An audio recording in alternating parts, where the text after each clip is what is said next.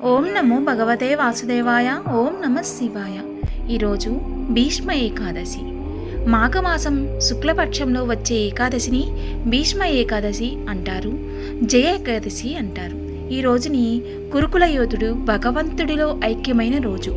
భీష్ముడు పాండవులకు చేసిన మహోపదేశం విష్ణు సహస్రనామం కురుక్షేత్ర సంగ్రామంలో పూర్తయిన తర్వాత భీష్మ పితామహుడు అంపశయ్యపైనే ఉన్నాడు. నెల రోజులు గడిచాక ఒకనాడు పాండవులతో పాచికలాడుతూ గోపాలుడు హఠాత్తుగా ఆగిపోయాడు. దీనిని కలవరపడిన పాండవులు ఏమైంది శ్రీకృష్ణుడు ప్రశ్నించారు. మధ్యాంతి భగవాన్ భీష్మః తపో మే తద్గతం మనః. కురుక్షేత్రం అంపశయ్యపై పవలించి ఉన్న భీష్మ పితామహుడు నన్ను స్మరించుకుంటున్నాడని ఆ జగన్నాటక సూత్రధారి సమాధానం ఇస్తాడు. అందుకే నా మనసుకి అక్కడికి వెళ్ళిపోయింది. మీరు కూడా నాతో రండని పాండవులకు తెలిపాడు. ఎందుకంటే భీష్ముడు అస్తిక్రాగ్రాసుడు, ధర్మశాస్త్రాలను అవపాసన పట్టి పూర్తిగా ఆకలింపు చేసుకున్న మహనీయుడు. ఏ ధర్మ సందేహాన్నైనా ప్రామాణికంగా తీర్చగలిగే ఏకైక మహానుభావుడు.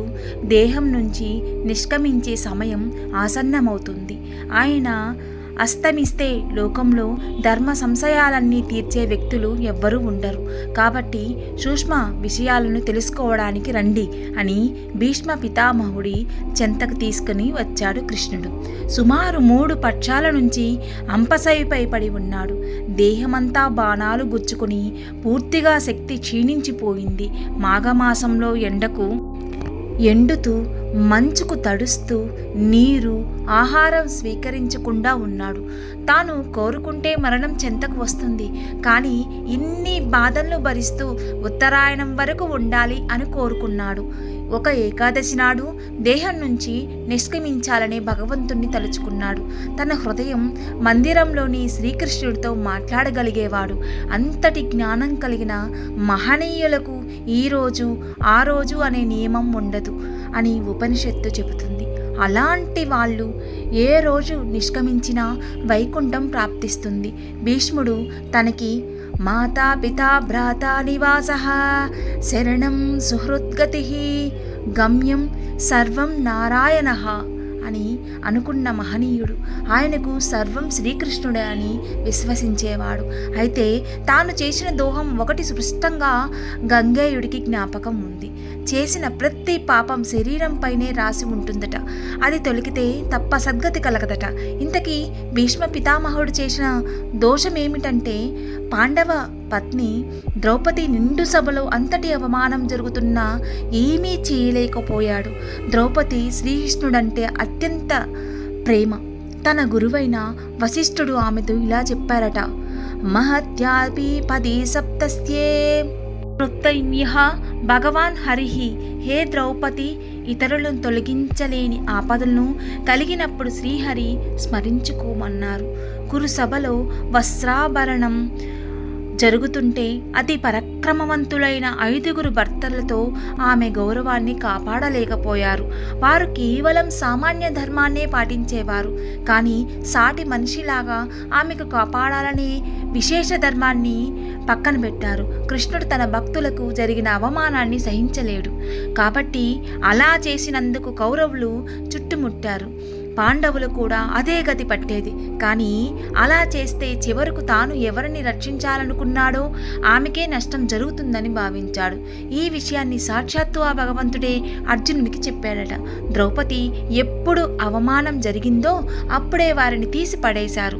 ఇప్పుడు వారు కేవలం కాలిపోయిన కాగితంలా ఉన్నారే తప్ప ఆ గౌరవాన్ని నీకు కట్టబెట్టాలని యుద్ధం చేయమంటున్నానంటూ అర్జునుడితో శ్రీకృష్ణుడు అన్నాడట.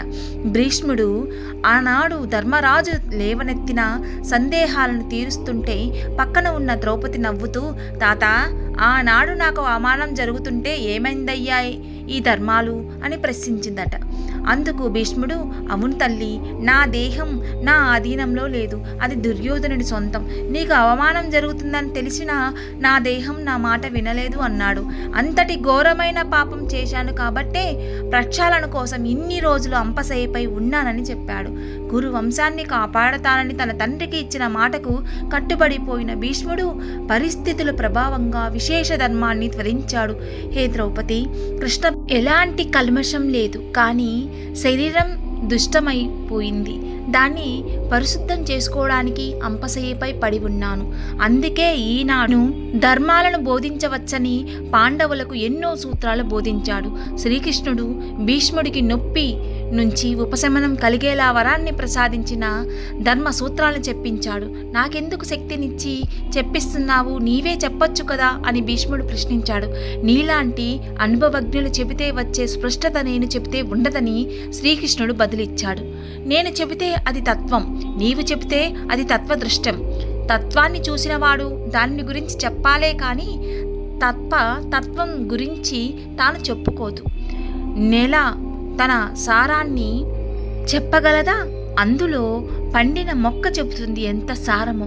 అలాగే అనుభవజ్ఞుడైన నీవు ఉపదేశం చెప్తే అది ఆ లోకానికి శ్రేయస్సు. భగవంతుడి సముద్రం లాంటివాడు. నీరు ఉంటుంది కానీ పానయోగ్యం కాదు. అదే నీటిని మేఘం వర్షిస్తే పానయోగ్యమవుతుంది.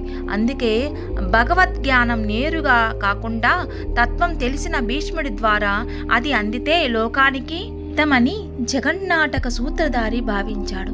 అలా కృష్ణుడు వరమిచ్చి భీష్ముడి ద్వారా ధర్మసారాన్ని పాండవులకు ఉపదేశం చేయించాడు. భగవద్గీత ఆయనే నేరుగా చెప్పాడు. విష్ణు సహస్రనామాన్ని భీష్ముడి ద్వారా చెప్పించాడు. కాబట్టి సహస్రనామాల వల్ల సులభంగా మోక్షం కలుగుతుంది. నారుగా భీష్మ ఏకాదశి గురించి భీష్ముడు ఉపదేశించిన విష్ణు సహస్రనామం ఎంత గొప్పదో. ఈ వీడియో మీకు నచ్చినట్లయితే తప్పకుండా సబ్స్క్రైబ్ చేయండి, షేర్ చేయండి, కామెంట్ పెట్టండి. సర్వే జన సుఖినో భవంతు.